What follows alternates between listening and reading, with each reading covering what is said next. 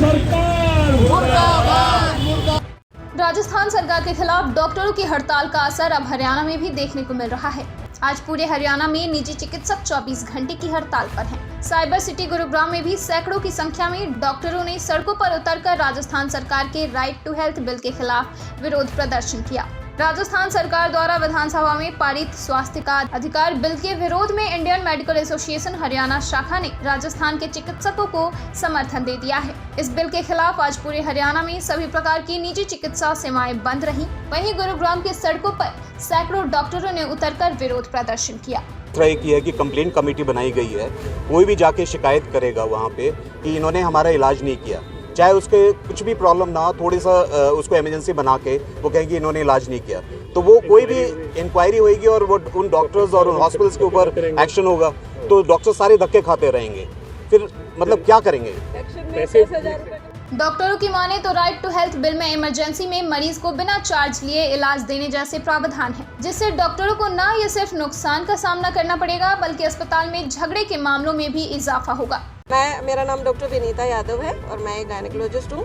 राजस्थान में जो right to health bill सरकार लेकर आई है उसका राजस्थान के सभी डॉक्टर्स विरोध कर रहे हैं और उनके समर्थन में हम भी उसका विरोध कर रहे हैं। और इस बिल में जो एक प्रॉब्लम तो है कि इमरजेंसी ट्रीटमेंट आप किसी भी अस्पताल में ले सकते हो बिना प्रायर पेमेंट के, और बाद में भी पेशेंट यदि पैसे नहीं देना चाहता है तो वो जा सकता है और सरकार रिएम्बर्स करेगी, लेकिन वो कितना रिएम्बर्स करेगी, कब रिएम्बर्स करेगी, इस बारे में बिल में कोई क्लैरिटी नहीं है। दूसरा, इमरजेंसी को कोई डिफाइन नहीं किया गया।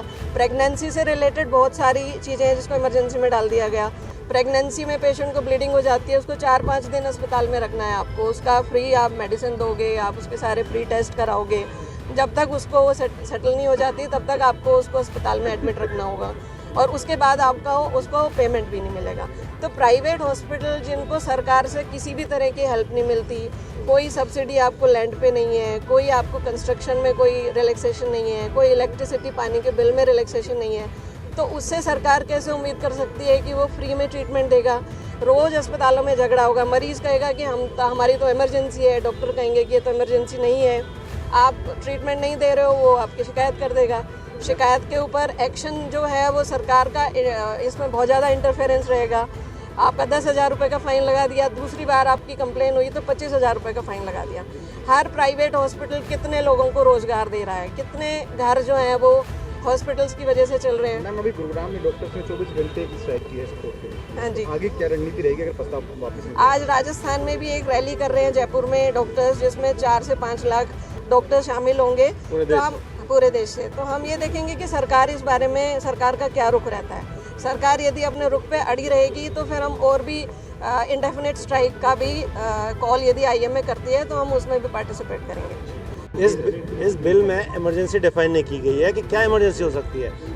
वैसे किसी का भी पेट दर्द हो रहा हो, कान दर्द हो रहा हो, ये भी पेशेंट के लिए तो ये भी एक इमरजेंसी है, लेकिन हर जगह भी अवेलेबल नहीं हो सकती है। आप किसी आई हॉस्पिटल में जाके कान दर्द का ट्रीटमेंट नहीं करा सकते, लेकिन इसमें ये डिफाइन नहीं किया गया है कि कहाँ पर जाके कहाँ ट्रीटमेंट कराना है। इसमें क्या होगा कि अननेसेसरी जो हॉस्पिटल मैनेज नहीं कर सकते हैं वहाँ पर पेशेंट जाएंगे और उन हॉस्पिटल में बर्डन पड़ेगी और उसके बाद फिर मुश्किल ये होगा कि यदि वो ट्रीट नहीं कर पाएंगे उसको, तो वहाँ पर फिर वायलेंस होने के चांसेस होते हैं। पेशेंट सेटिस्फाई नहीं होगा तो वायलेंस होगा, करते हैं लोग, हर जगह करते हैं ये, तो ये एक बहुत बड़ी प्रॉब्लम है। तो इसके 2-3 चीज़ें हैं, एक तो इमरजेंसी डिफाइन नहीं की गई है, एक हॉस्पिटल डिफाइन नहीं किया गया किस हॉस्पिटल में जाना है आपने, ये इंपॉर्टेंट चीज़ है। और तीसरा, रीइंबर्समेंट के लिए बोल तो दिया कि फ्री में होगा, लेकिन कैसे फ्री में होगा?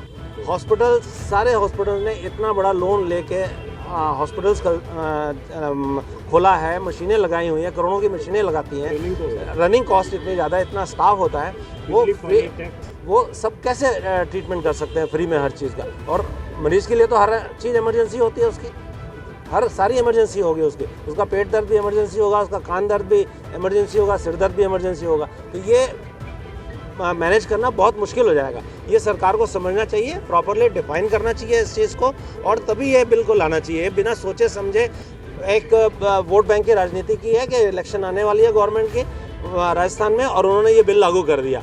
हम खुद इस बिल की मांग कर रहे थे हमारे सेंट्रल काफ़ी सालों से, लेकिन ये जिस वे में ये लाया गया बिल वो गलत है। हम उसका विरोध करें। तीसरा, उन्होंने कहा कि राजस्थान सरकार ने यह भी साफ नहीं किया है कि वह इमरजेंसी में भर्ती मरीजों के बिल का भुगतान कितना और कब करेंगे। उन्होंने कहा कि इसी तरह से राइट टू हेल्थ बिल में कई ऐसे प्रावधान हैं जो डॉक्टरों के हित में नहीं है। बहरहाल राजस्थान में शुरू हुई यह डॉक्टरों की हड़ताल का प्रभाव अब राजस्थान के अलावा अन्य राज्यों में भी देखने को मिल रहा है। वहीं इंडियन मेडिकल एसोसिएशन ने ये साफ कर दिया है कि जब तक यह बिल वापस नहीं होगा तब तक यह विरोध प्रदर्शन ऐसे ही जारी रहेगा। ऐसे में देखना होगा कि अब राजस्थान सरकार कैसे डॉक्टर के साथ समन्वय बना पाती है।